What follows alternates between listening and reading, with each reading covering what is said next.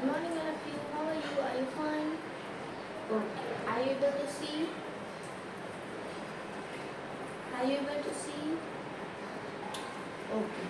So आज हम लोग पढ़ने वाले chapter 11 transportation in animals and plants. तो ट्रांसपोर्टेशन मतलब क्या होता है? ट्रांसपोर्टेशन मतलब किसी चीज़ को एक जगह से दूसरी जगह तक पहुंचाना, उसे कहते हैं ट्रांसपोर्टेशन।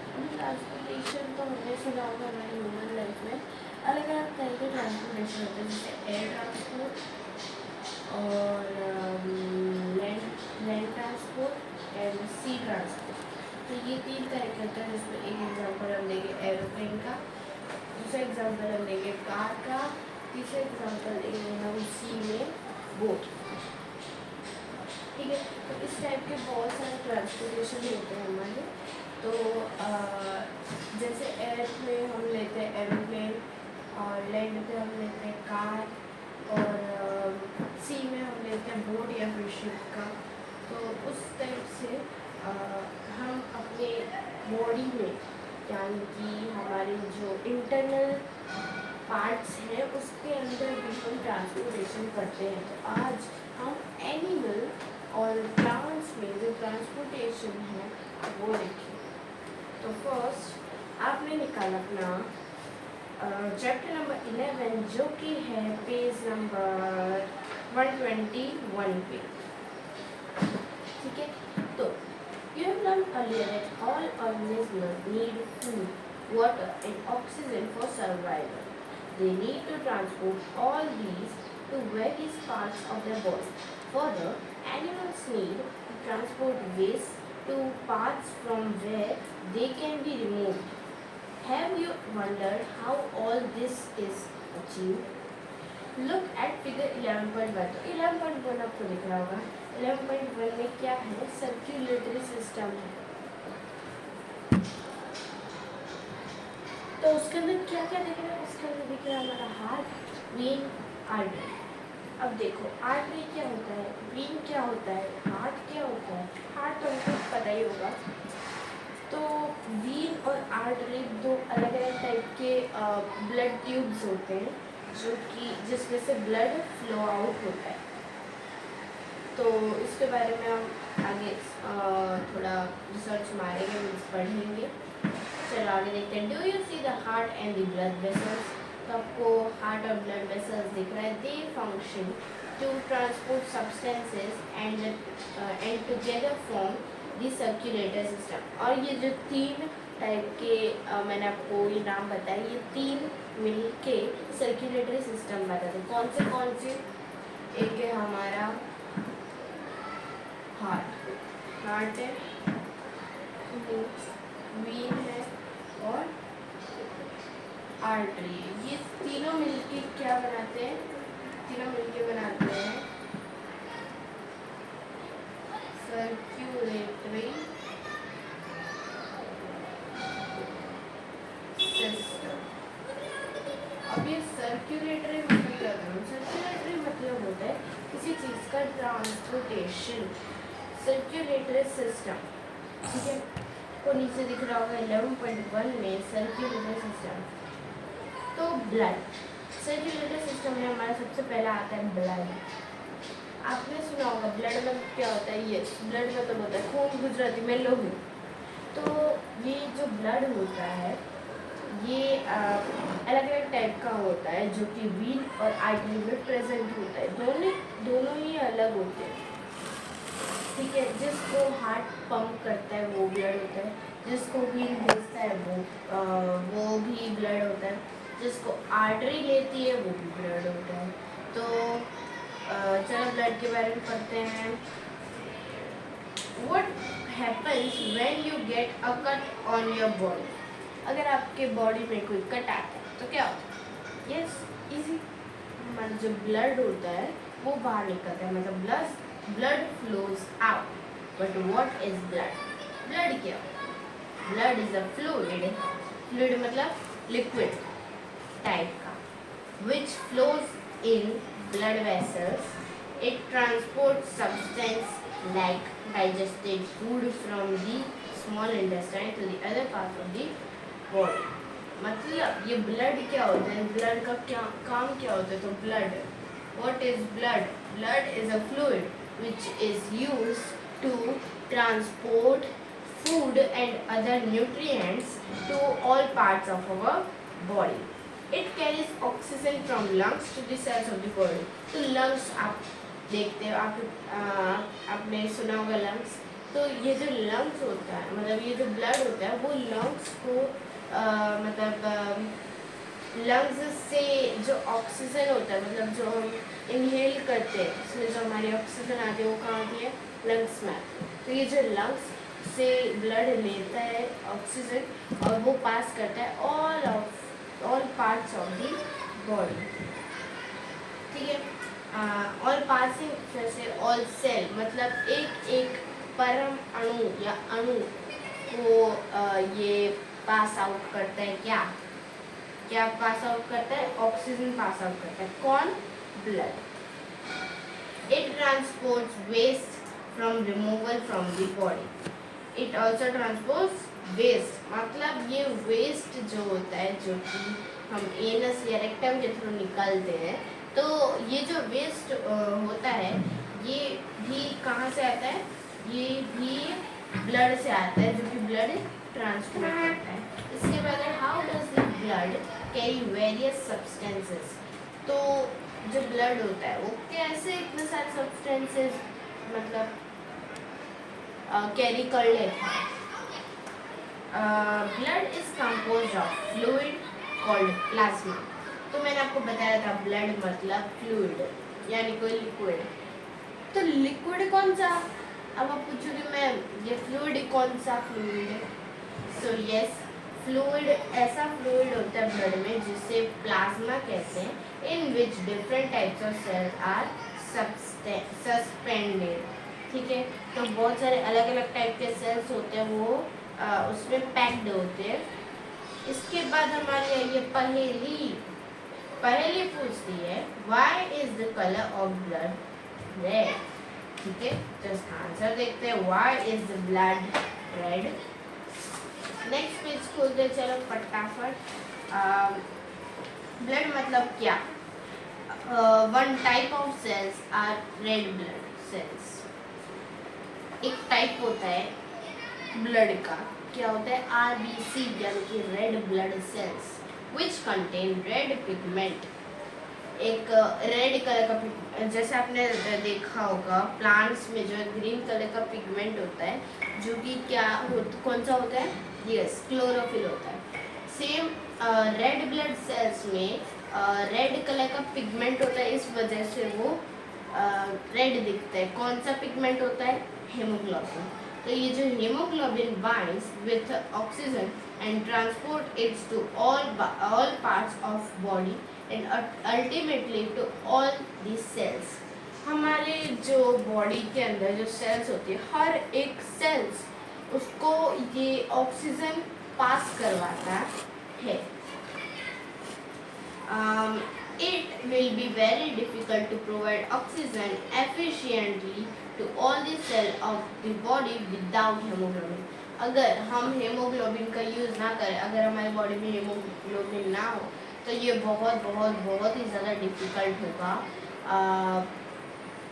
ऑक्सीजन को हर एक सेल को पहुंचाना. यस. फिर the presence of hemoglobin makes blood appear red. मतलब क्यों वो रेड होती है? Because of haemoglobin. Haemoglobin is a red pigment which is present in the red blood sales through it is why the blood appears red. The blood also has white blood cells. Blood के दो प्रकार होते हैं. कौन से? White blood cells और red blood sales, जिसे कहते हैं WBC और RBC. तो WBC जो होता है यानी कि व्हाइट ब्लड सेल्स जो होता है, वो फाइट अगेंस्ट जर्म्स दैट में एंटर आवर बॉडी. मतलब व्हाइट ब्लड सेल्स जो होता है वो क्या हेल्प करता है? वो हेल्प करता है कि जो जर्म्स हमारी बॉडी में एंटर हो उसको थोड़ा कम करने के लिए, मतलब उससे बचने के लिए व्हाइट ब्लड सेल्स यूज़ होता है. भुजो फेल डाउन।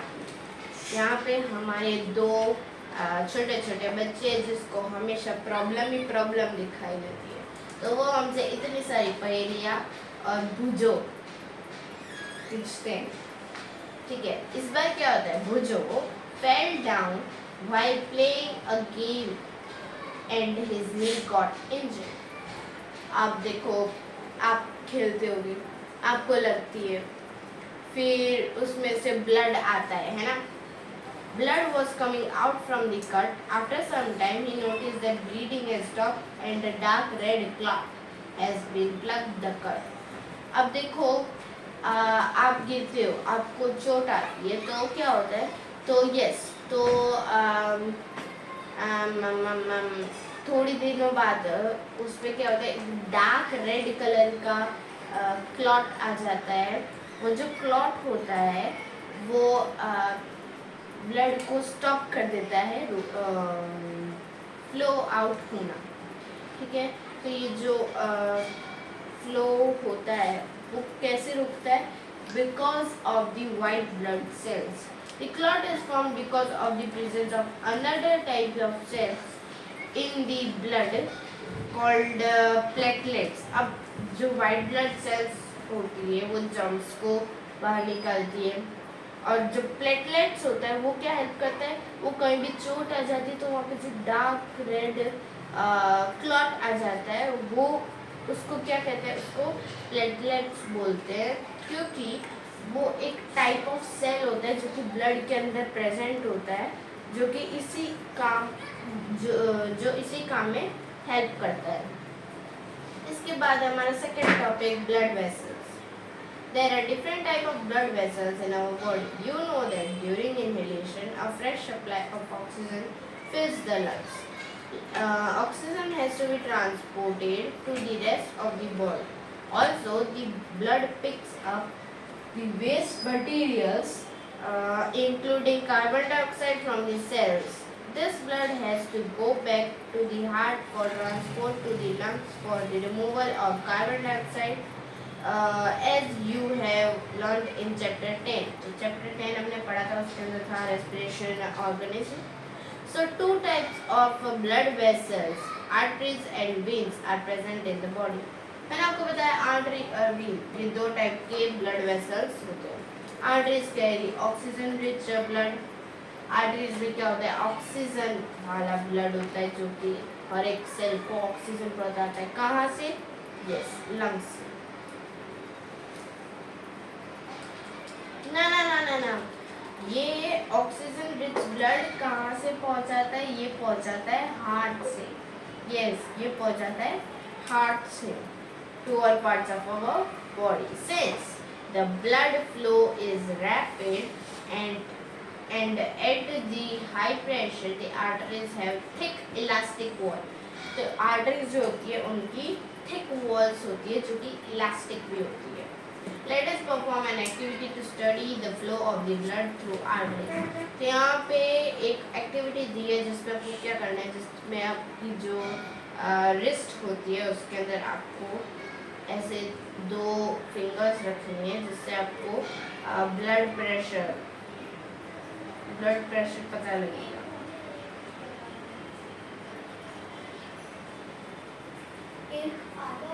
यहाँ पे एक वर्ड है थ्रोबिंग।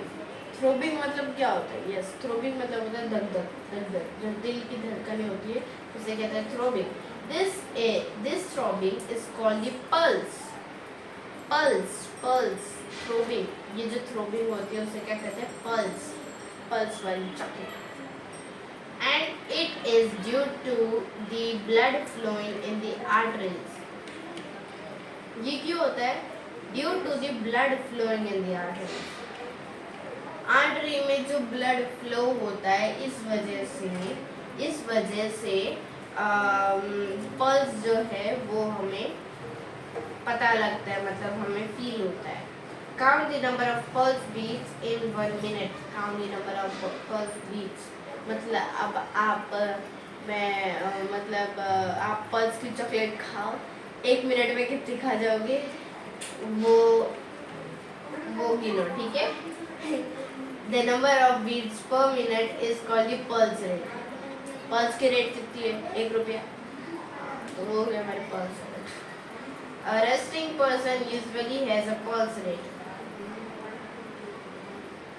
एक थका हुआ आदमी, एक आराम से बैठा हुआ आदमी की pulse rate.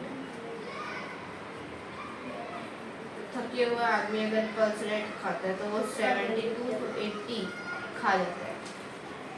Find other places in our body where you feel the pulse. Pulse कहाँ मिलती है? कहाँ मिलती है? दुकान पे मिलती है यार। पल्स तो दुकान में मिलती है। कितने रुपए की मिलती है? 1 रुपए की। तो हो गया पल्स रेट। जो आराम करते हैं, जो मतलब आराम करके 1% उठाए, तो वो अगर पल्स खाएगा तो कितने खा जाएगा? यस, वो खा जाएगा 72 to 80 पल्स खा जाएगा। तो एक रेस्टिंग पर्सन की पल्स रेट कितनी होगी? 72 to 80। ये मैं ऐसे समझा रही हूँ, थोड़ा सा आपको समझ में आ जाए, थोड़ा सा इंटरेस्टिंग लगे। Record your own pulse beats per minute and those of your classmates. Insert the values you obtained in table 11.1 and compare them. तो आपको क्या करना है? 11.1 की टेबल में आपको पल्स रेट गिननी है, ठीक है? फिर उसको एक दूसरे के साथ कंपेयर करना है।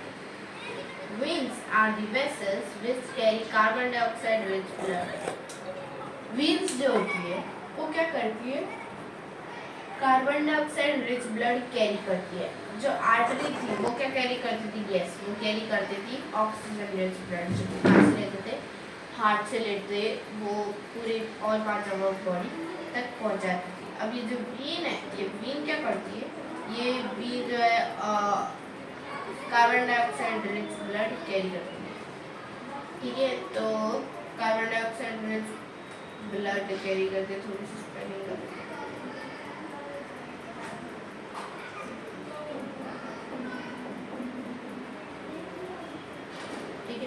Veins are the vessels which carry carbon dioxide rich blood from all parts of the body back to the heart. अब इसका वेन का जो है वो उल्टा काम होता है कि कार्बन डाइऑक्साइड तो लेती ही है, इसके अलावा वो सारी बॉडी पार्ट्स में से कार्बन डाइऑक्साइड लेती है और उसको कहाँ छोड़ देती है? यस, हार्ट में छोड़ देती है। अब आर्टरी का काम क्या होता है? देखो यहाँ पे आपको डायग्राम दिया है नीचे, ये है आपका मान लो ये आपका हार्ट, ये है आपके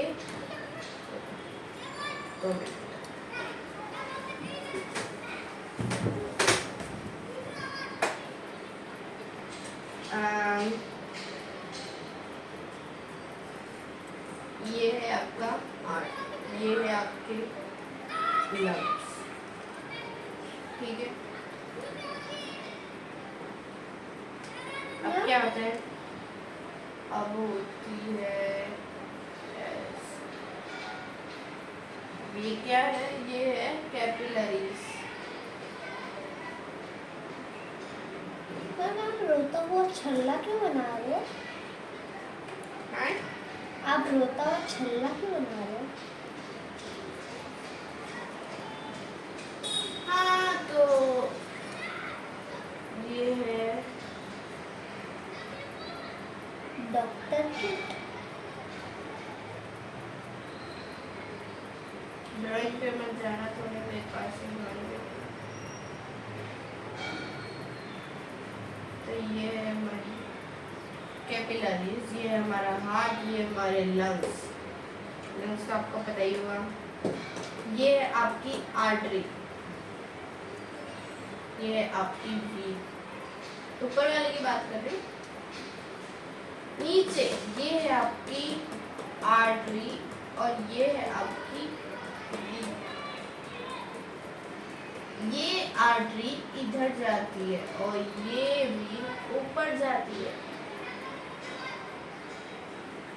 ये वीन ऊपर जाती है, ये आर्टरी नीचे जाती है। लंग से आर्टरी कैरी करके कैपिलरीज तक पहुंच जाती है। हार्ट में से प्यूरिफाई करते हैं।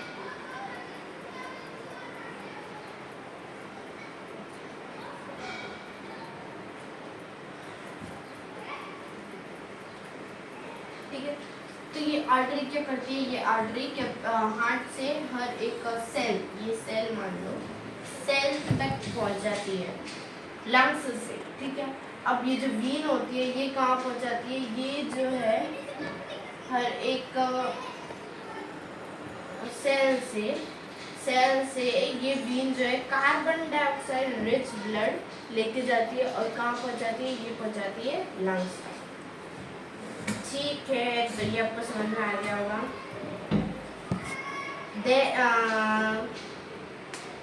The veins have thin walls, मतलब आपने देखा आर्टरी जो है वो थिक वॉल होती थी और थोड़ी इलास्टिक होती थी।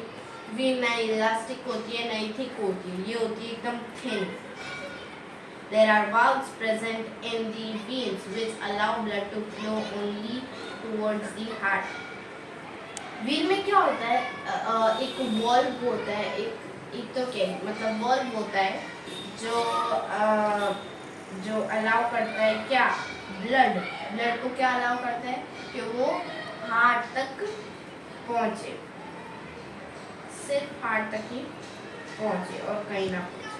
ठीक है, ब्लड डोनेशन, यहाँ पे एक ब्लू कलर का बॉक्स दिया आपका ब्लड डोनेशन, वो मैं नहीं पढ़ूंगी, बहुत एकदम सिर्फ आपके नॉलेज के लिए होता है, तो आपको पढ़ने तो आप पढ़ सकते हो। आई थिंक तो मुझे पढ़ने की जरूरत नहीं है।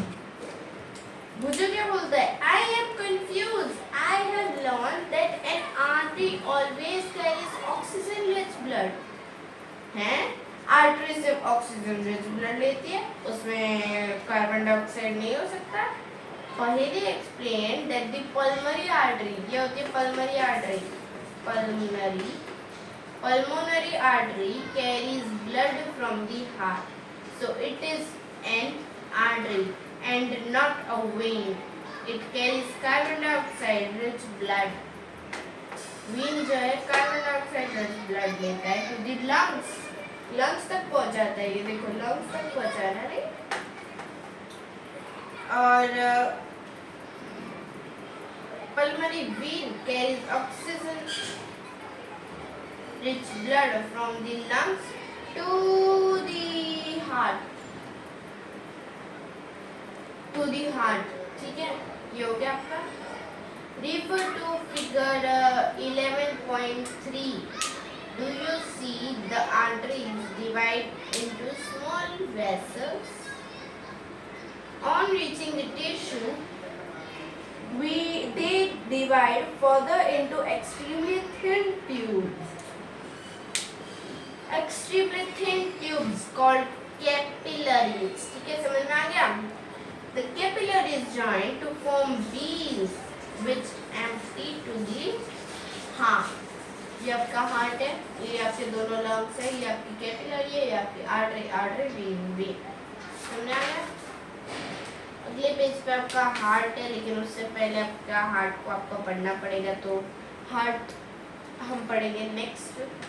अभी हमने किया है चैप्टर आधा भी नहीं है, तो बहुत बाकी है।